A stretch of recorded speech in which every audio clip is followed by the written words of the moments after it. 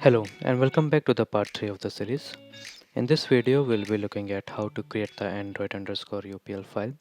This will be an XML file and where to store it and what are the functions related to it, what are the different tags. I'm going to open Visual Studio Code for it. You can use any text editor of your choice.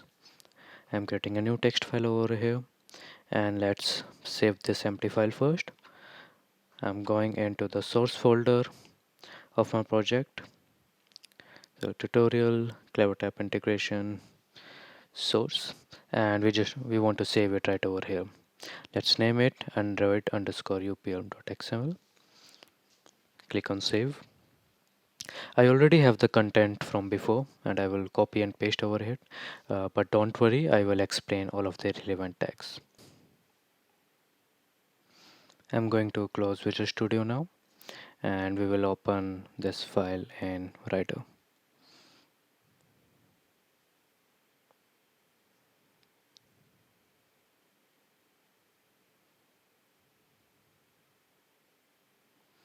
Browse to the location in source android underscore upl.xml. So the first thing that you will notice is that we have Android manifest updates tag.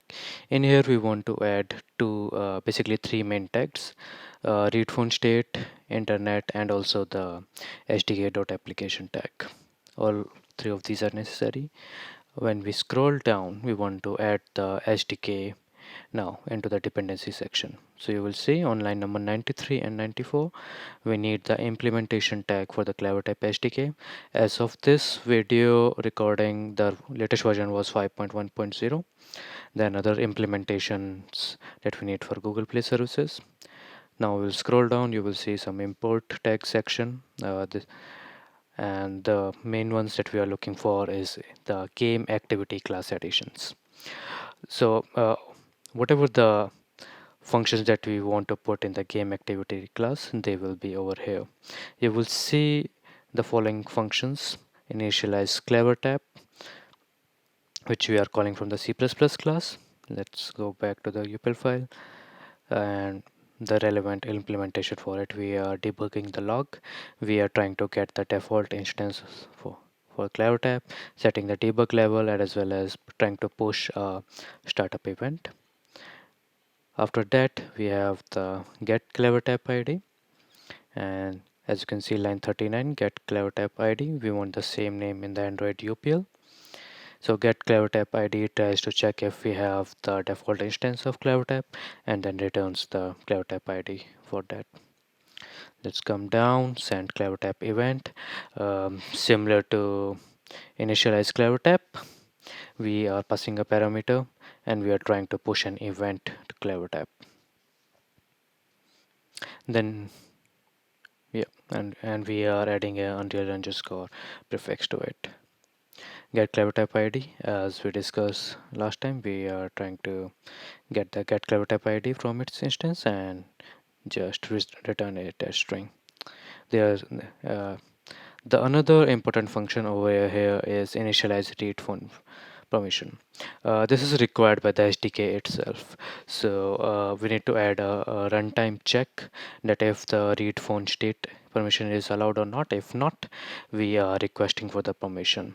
Ideally, there should also be a handler for the response from the user as well. I have not added that. Right now you can see me that I am trying to edit one variable. So when we are trying to request for runtime permissions, we use we pass a request code along in the parameter as well. And writer is as always having a hard time with the formatting of the document, so I'm just going to copy and paste the code into the variable, sorry, in the parameter. So coming down, we also want to call this function. This needs to be called from the game activity on create additions. So we have inserted that, so as soon the activity is created, this function will be called. And for the most part, these are the only things that you need to initialize the SDK and use that to raise an event. Now let's try to build it. Let's see if it successfully builds, and let's go into Unreal Engine.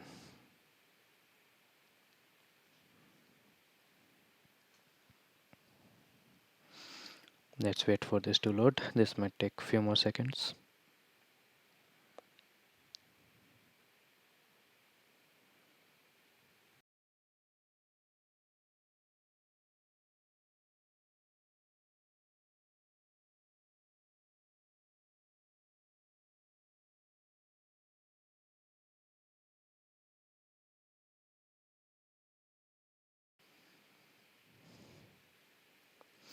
Now that the editor has opened, uh, let's first double check a couple of things first. We are in the right level, and let's try to package the project.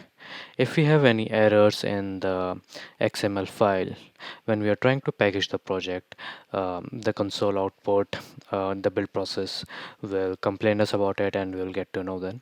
So let's just try to do this. Um, One of the efficient ways to check if your XML has any errors is take the relevant code, create an empty Android Studio project, and put the code over there, and make sure all of the import tags are correct and all of the formatting and the API calls are correct.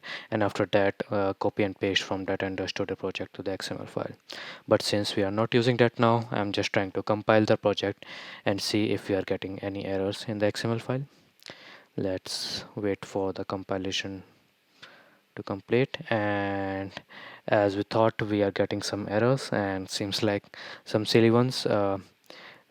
There's a spelling mistake in the API in tchar to UTF-8. Let's go ahead and fix that. Seems like it is in a couple of places. Let's go back into the XML file again.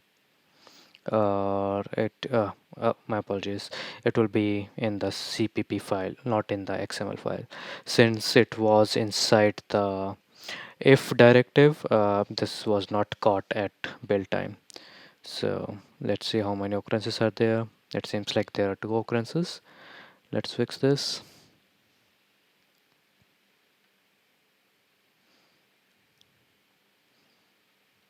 I was just double checking the API. So tchar to UTF-8, this seems fine. Copy.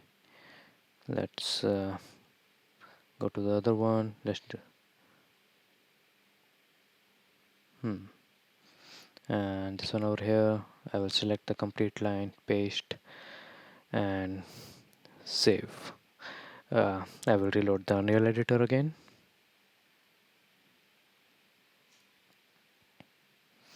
Let's wait for the compilation to happen again, and then it will run editor for it.